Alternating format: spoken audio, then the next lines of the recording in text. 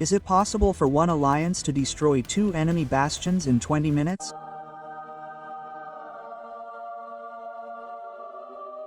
Hello, it's Angel. Welcome to the channel. In this episode, I'll show you probably the most intense moment of the fight in Zone 5, the Dragon Zone, where VP2, surrounded by enemies, had to face 2 bastions simultaneously. I think any player with little experience knows that fighting 1 bastion isn't easy, let alone 2. The situation was difficult because both bastions would end our run in the final zone. Once you're pushed past that choke point, there's 90% chance of going back. Therefore, the situation was tense. We fought 1-on-2. Occasionally, some AFK units would also appear, but I can't call these fights a full 1v3 that day. Holding this stronghold was crucial. We were waiting for an ally from the ZPG to arrive, who had wasted a quick build on the Spire. Well, it happens, which is why we won't see them here. Returning to the bastions, both bastions were destroying our stronghold. Our players were under immense pressure, so keeping our R4s calm was crucial. Besides, we either succeeded or we didn't, so there was no point in panicking. In any case, that's how the VP1 vs 2 fight played out. The fight itself is sped up 3 times here to avoid making this video unnecessarily long. The NXCS Bastion is still being built, so it can't fire yet. Therefore, if the Bastion is still being built, once you burn it down, that Bastion will be destroyed. That's why we're so keen to burn this Bastion down, because we'll have another 12 hours of rest before the next Bastion. And we'll be counting on the ZPG reaching us during those 12 hours. Besides, we have to hurry, because the HTF on the other side isn't sleeping and will soon be setting up its Bastion as well. As you can see, we have Fog of War enabled. We had to turn on Fog because we were in a bind, so it's our last resort. Fortunately, NXCS's Bastion is very aggressive, but it needs to be aggressive enough to reach the keep. Because this Bastion is so far out of its perimeter, NXCS can't use its Fog of War to counter our Fog of War. I mean, they could use it, but it would have to be a bit behind them, so it wouldn't help them much anyway. As you can see, we're not sparing any behemoths either. And those more focused on the video might have noticed that we're not only attacking the enemy Bastion, but also building our own Bastion. So, there are 3 Bastions in the game. For now, our Bastion is being placed quite defensively, as it would be difficult to defend it in a 1v2 with the enemy Bastion on our keep. So, our Bastion is secure for now, and it also cuts off the second HTF entrance, which you can't see yet. I saw in the corner that our rally was approaching, so this Bastion should fall soon. At least we hope so, since you saw on the other side that HTF is building 2 towers towards us, which are almost finished, so we don't have much time. NXCS Cavalry and HTF Cavalry are running behind us, so it's difficult to get in with more ranged units. As you know, at this level, our accounts don't have several million T5 cavalry or infantry units yet, so our main strength is still ranged units.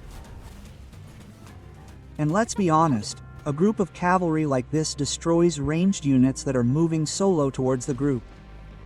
As you can see, NXCS legions are blinking to replenish the Bastion, so destroying this Bastion might not be such a simple task.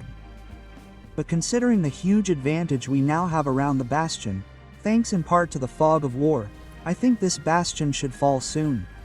Importantly, with such a large advantage, we didn't send infantry rally, only archer rally. As you can see, we have full control of open field, so this rally is 100% safe. No one will form this rally, and we need as much damage as possible to ensure this Bastion falls as quickly as possible. Magrat Zvezda deals truly powerful damage in the rally.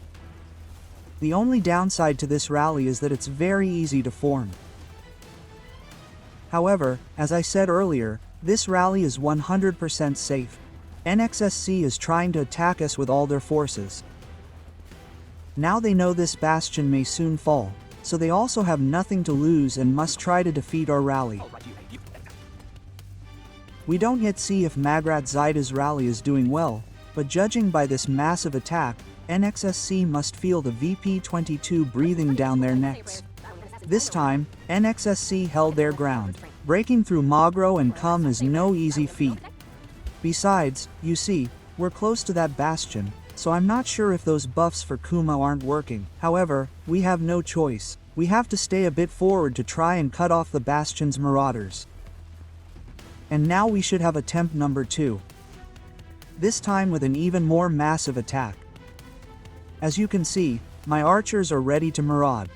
Of course, they're ready on both of my accounts. As you saw, I'm issuing orders from my main, and here I'm causing some chaos with my ult. Time to pull out the Tandem. We need as many Tandem as possible. When the Tandem uses the Frenzy ability on an infantry legion trying to enter a building, in this case, a Bastion, then that infantry legion can't enter the building for 6 seconds, the duration of the Tandem ability. Therefore, in such cases, I highly recommend pulling out the Tandem, and try to focus on the legions trying to enter the buildings. For now, I'm trying to defeat the legions that approach us. And I also need to enable attack rally because without this option, I can't join the rally with my riflemen, as my legions ignore the rally, even ours. So if you're having trouble joining the rally from a distance, I recommend enabling attack rally. We succeeded. The Bastion was destroyed. As I said, you only need to set it on fire once while it's being built. And we have peace for the next 12 hours, at least on this side. We're moving to the left. On this side, we have the HTF, and we're actually hosting them. I won't lie, when I first saw this Bastion, I knew it couldn't be held. When two alliances have comparable strength, and when one alliance builds such an aggressive Bastion, believe me, the chance of you being able to defend this Bastion is very, very slim. We'll find out soon enough. I won't deny that I've been building a bit on this KvK, and believe me, building and fighting are very intertwined. When I saw that Bastion, I truly felt it was only a matter of time before we destroyed it. Of course, I didn't build everything myself. We did it as a team with our R4s. The main building crew for us included Bids and Blind, who, let's face it, saw the light on this KvK, and I think anyone who fought here, who was in VP, can consider Blind the MVP of this KvK. HTF summoned a Guardian. Let's be honest, this Guardian is probably the best behemoth currently in the game. It really has a very useful and interesting effect, which, firstly, can lock us in a cage.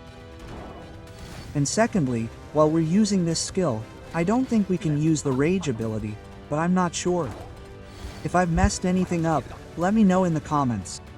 As for the enemy legions, I don't know if you saw them, but as we were heading towards them, a group of people started fleeing. And they left us here, and they left us their comrades, whom we will, of course, deal with. The enemy has been eliminated. The spirits are returning to their territory. NXSC is preparing for round 20. They will probably return again soon. And we will use this time to clear out the builders. Building the tower below. Our Bastion isn't destroying the tower below yet because it hasn't been built yet. This Bastion's position is truly brilliant. It's just a shame we don't have anyone here to help. Even though the Dow fell apart in the middle of the season, they're still distracting the AFKs. Unfortunately, as I said earlier, the ZPG burned down their build, and by the time they get here, who knows if it will be wiped out. Of course, we'll try to hold out here as long as possible. That's partly why our fortress is placed here, so we have more ground on this side. And above all, so that destroying this fortress will take the enemy a really long time. To destroy these fortresses, they'd probably have to destroy them with full legions for about 4 hours, so it's relatively safe to go to sleep. Of course, at your own risk, but I think the night shift would still protect it somehow. Another archer rally on our side achieved its goal. Sure, archers might not be the best at trading. 1v1s with infantry on a garrison, especially if there's a Magro with a Kuma on the other side. Still, we feel more sorry for the infantry than for the archers. If we can destroy such a bastion, I think everyone should use archers, because they're probably the least useful unit right now, not even probably for sure. And that's one of the reasons we're releasing Archer Rally again, because this rally is safe, and no one can swarm it. Army groups and infantry are what the Tigers like the most, so it's time to rally and drive them away from under that tower. Sure, that Bastion will destroy that tower, but it's better not to let them build that tower completely, so Bastion can destroy it faster. So, right now, you can see 3 battle fronts, HTF on the left, HTF at the bottom, and NXCS on the right. Some of you are probably wondering why I used Emrys as the army group commander, who only has 80,000 units. Of course, I used him so other people would give me some of their legions, and thanks to that, I'll have more of those units under my control. And even if my Captain Emrys dies in this case, I'll be able to control such a group. I simply prefer to have more units, more legions, at the same time to deal more damage. You know, this is probably the 6th or 7th hour of fighting, so it's not even so much as a lack of units, because there are really a lot of elixirs in this scenario. If someone can rack up some merit, they really shouldn't complain about elixirs. However, stamina can be a real problem in this case. With so many elixirs, stamina can be a huge problem, especially when fighting a one-on-one lane. And we're in a situation where we're fighting a one-on-one lane against a D2 lane. Even though we were building fast, the enemy obviously targeted us. 2 Typa staffs came at the same time, so we also lost 2 towers around them before we killed those 2 alliances. Despite everything, we reached the center here faster than our beloved ZPG. To conclude this quick segment, I'll tell you that in my opinion, this KvK could have looked different, 100% different, if only the ZPG had even gotten closer to us that first day. Then we could have taken a defensive position, the ZPG could have taken a defensive position. Maybe we could have taken the HTF on our left. Unfortunately, we were fighting a 1-on-2 here. ZPG wasted their build buff and went to sleep. We'll be going to sleep soon too, so what will tomorrow bring? We don't know yet. Anyway, that's all for this episode. I wanted to show you what the VIP battles looked like on that first day. We were constantly running from left to right, left to right. And that's how we ended this KvK, with 1,900,000,000 merits. If you're interested in what happens next in this KvK, let me know. I'll be saying goodbye here. You know what to do. Take care.